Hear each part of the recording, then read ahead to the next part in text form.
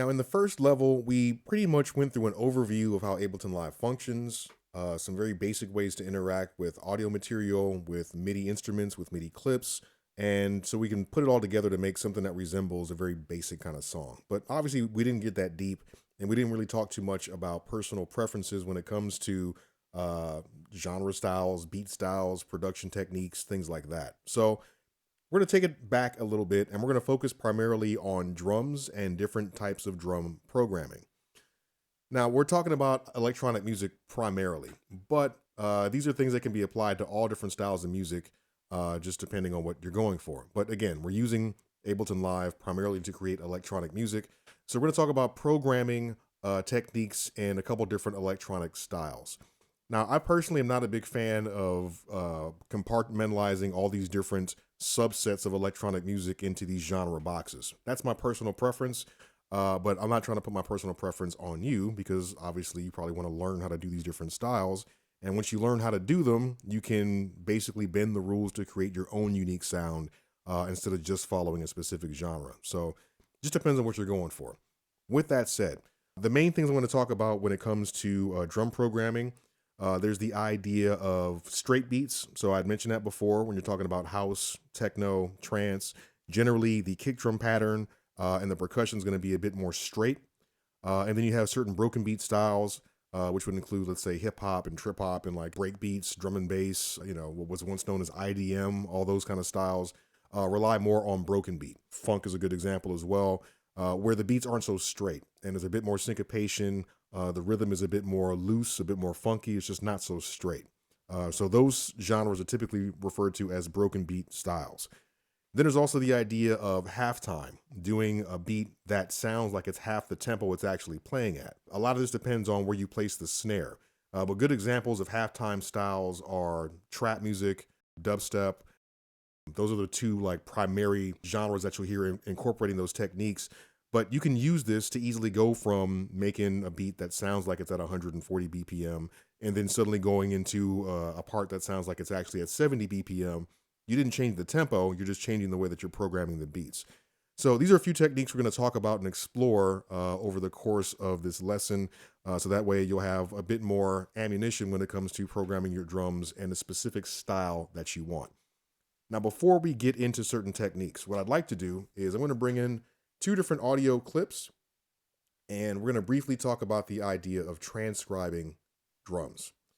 Let's see, let's go into, we'll just go to the trusty Loop Masters folder here. I'm going to try to find something very simple. So let's go into, how about, we'll grab something out of this minimal techno folder real fast.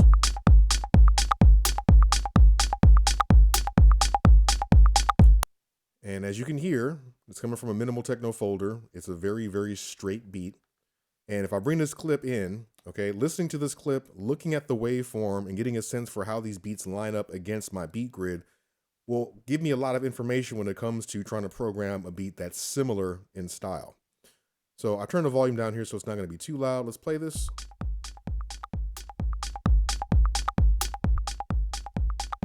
So the first thing I'm noticing, let me turn on my metronome. Turn that thing down. Every tick of the metronome, there's a kick drum. And we know that the metronome ticks every beat, every quarter note. 1, 2, 3, 4. 1, 2, 3, 4. Boom, boom, boom, boom, boom, boom. Okay. So what can we say about this drum beat right off the bat? Well, we can hear that there's a kick drum that's playing, and the kick drum seems like it's playing every quarter note, every beat. Now, that's significant because if we decide that we want to recreate that drum beat ourselves, for example, let's go ahead and grab a kit, a drum rack kit. And in this case, I'm going to go and grab the 909 kit. This is a kit that all of you should have. And if you don't, you can download it for free from the Ableton website. There's a 909, oops, that's 909 kick. I want the kit. So let me go down to the kit. Here we go, 909 kit classic. Now I'm using the 909 kit because this is something that you'll hear associated with more straight beat styles, where the 808 kit is typically more associated with hip hop, with bass music, with things that incorporate more broken beats. Not always, but just generally. So here's my 909 kit. Using my computer keyboard, I have to make sure I go down by 2 octaves because it starts off at C3. Now it's at C2. and now we're at C1. So the beauty of having audio material that's warped means that we can play this. I could create a MIDI clip here, and I can basically play this MIDI clip alongside the audio clip with both of them being perfectly in sync, and then I can try to recreate this beat. So what's the first thing I hear? Is the kick drum that's playing every beat, every quarter note. So let me switch to my pencil tool. The first beat is here, 1. Second beat is 1.2. Third beat, 1.3. Fourth beat, 1.4.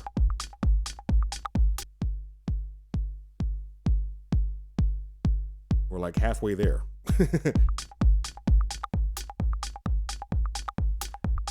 Now, when it comes to figuring out the other sounds in this beat, that's where we got to listen very carefully. Now, I hear something going.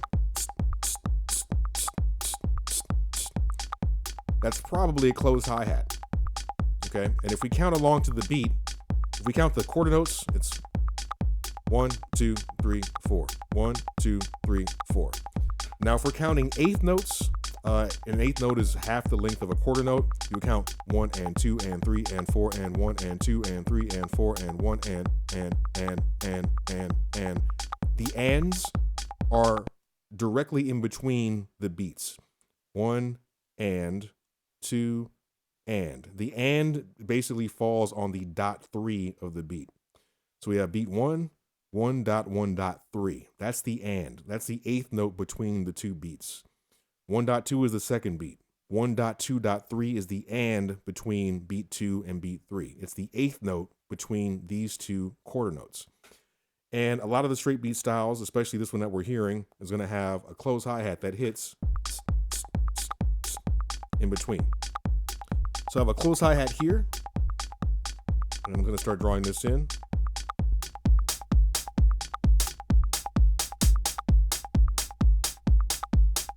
All right, let's meet our audio clip. Okay, so far, sounds about right. Now we also have that other percussive sound. Now, we know how to count quarter notes. 1, 2, 3, 4. We know how to count eighth notes. 1 and 2 and 3 and 4 and. Counting 16th notes is a little bit more complicated if the tempo's faster, but it's not that big of a deal. You count it as 1 E and a, 2 E and a. So the numbers are still the beats. The and is still the eighth note in between. What you're adding is an E and an a. 1 E and a. 1 E and a, 2 E and a, 3 E and a, 4 E and a. You're taking that one beat and you're breaking it into 4 even parts. And if we look at our beat grid here, look at that. We're looking at 16th notes. Each beat is broken into 4 lines. So if we listen to this again,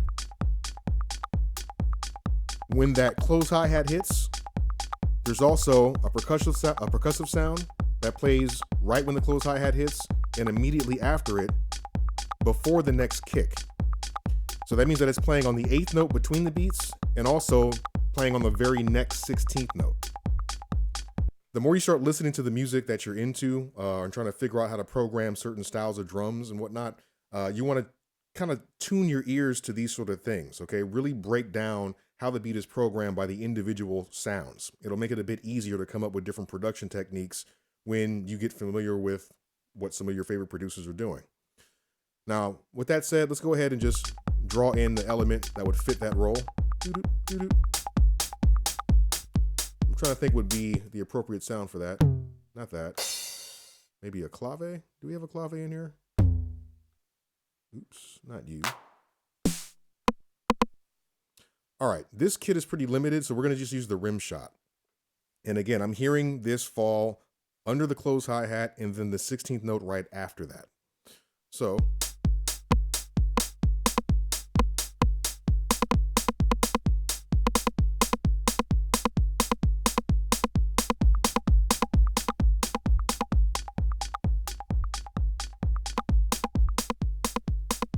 the sounds aren't exact, but the rhythm is.